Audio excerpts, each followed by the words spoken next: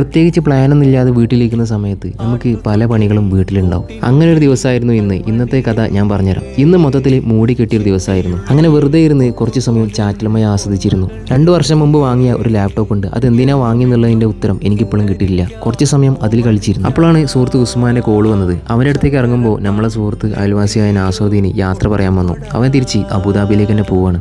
അങ്ങനെ നമ്മൾ ഓറിയോ വെഡ്ഡിങ്ങിലെ ഉസ്മാൻ്റെ അടുത്തെത്തി. അവൻ്റെ കയ്യിൽ നിന്നും വെഡ്ഡിങ്ങിൻ്റെ ഫോട്ടോസൊക്കെ വാങ്ങി ഞാൻ തിരിച്ചു നേരെ വീട്ടിൽ ഞാൻ നിങ്ങൾക്കൊരു സംഭവം കാണിച്ചു തരാം. ഇതെൻ്റെ വാപ്പാൻ്റെ പണിപ്പുരയാണ്. എൻ്റെ വാപ്പച്ചി ടൈലറിംഗ് ഫീൽഡാണ്. ഇവിടെ ഒരു മെഷീന് വിൽക്കാനുണ്ട്. ഇത് ഓവർലോക്ക് ചെയ്യുന്ന മെഷീനാണ്. ഇത് ടേബിൾ അടക്കം നമ്മൾ 2,500 കൊടുക്കണം. അപ്പോൾ ഇത് ആവശ്യമുള്ള തിരൂര്, കോട്ടക്കൽ, വളാഞ്ചേരി ഭാഗത്തുള്ളവർ കമൻറ്റ് ബോക്സിൽ യെസ് എന്ന് കമൻറ്റ് ചെയ്യാം. വാപ്പച്ചി കൊല്ലങ്ങളായി ഉപയോഗിച്ചിരുന്ന മെഷീന് ഇന്ന് ചെറിയ പണി വന്നിട്ടുണ്ട്. അങ്ങനെ അത് റിപ്പയർ ചെയ്യാൻ വേണ്ടി ഞാനും ഉപ്പയും കൂടി നേരെ തിരൂരിലേക്ക് വിട്ടു. സാധനം മേഡ് ഇൻ ജപ്പാൻ ആയതുകൊണ്ട് തന്നെ അതിൻ്റെ പാർട്സ് ഇവിടെ കിട്ടില്ല എന്ന് പറഞ്ഞ് ആദ്യം കുറച്ച് പേടിപ്പിച്ചു. ഇതിൻ്റെ പാർട്സ് ദുനിയാവിൽ നിന്ന് എവിടെ നിന്നാണെങ്കിലും നമ്മൾ ഒപ്പിച്ചുതരാമെന്ന് പറഞ്ഞ് ഞങ്ങളെ സമാധാനിപ്പിച്ചു വിട്ടു. അങ്ങനെ പോകുന്ന വഴിക്ക് നല്ല ചാറ്റലമയായിരുന്നു. മഴയത്ത് ബൈക്കിൽ പോകുക ഒരു പ്രത്യേക ഫീലിംഗ് തന്നെയാണ്. അങ്ങനെ വാപ്പാക്ക് ഒരു കോട്ട് കൊടുത്ത് ഞങ്ങൾ 2 കോട്ടുവിട്ട് നേരെ കുറുക്കോളങ്ങാടിയിലേക്ക്. ഇവിടുന്ന് മീനും വാങ്ങി നേരെ വീട്ടിലെത്തിയപ്പോൾ ഉമ്മ നല്ല ചൂടോടെ കുയ്യപ്പം ഉണ്ടാക്കിക്കൊണ്ടിരിക്കുന്നുണ്ട്. ഇതിന് കുയ്യപ്പെന്നും ഉണ്ണിയപ്പെന്നും ഒക്കെ പറയും. അങ്ങനെ നല്ല ചൂടുള്ള കട്ടൻ ചായയും ഉണ്ണിയപ്പവും കൂട്ടി നല്ല മഴത്തൊരു ചായ കൂടി. അപ്പോൾ വീഡിയോ ഇഷ്ടപ്പെട്ടാൽ ഫോളോ ചെയ്യാൻ മറക്കല്ലേ.